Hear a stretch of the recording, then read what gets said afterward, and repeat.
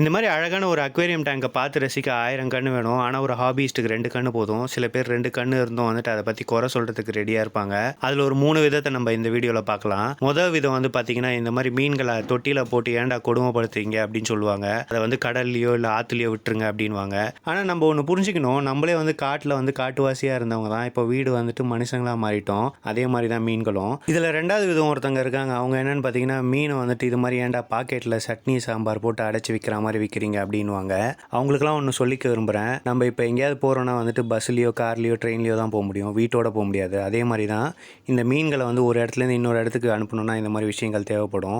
இதுலேயே 3வது விதம் ஒருத்தங்க இருக்காங்க. அவங்க யாருன்னு பார்த்தீங்கன்னா, ஸ்ட்ரெஸ்ஸுக்காக மீன் வளர்த்தேன், இப்போ மீன் வளர்க்குறதே எனக்கு ஸ்ட்ரெஸ்ஸாக இருக்குது அப்படின்வாங்க. நம்ம உயிர் இல்லாத காரோ பைக்கோ இருந்தாலே அதையே மெயின்டைன் பண்ணுற மாதிரி இருக்கும். உயிருள்ள மீன்களை அப்போ யோசிச்சு பாருங்கள். ஸோ ஸ்ட்ரெஸ்ஸுக்காகலாம் வந்து மீன் வளர்க்காதீங்க. இந்த ஹாபியில் இன்ட்ரெஸ்ட் இருந்தால் மட்டும் மீன் வளங்க. இந்த வீடியோ பிடிச்சிருந்தா லைக் பண்ணிக்கோங்க. தேங்க்யூ ஃபார் வாட்சிங்.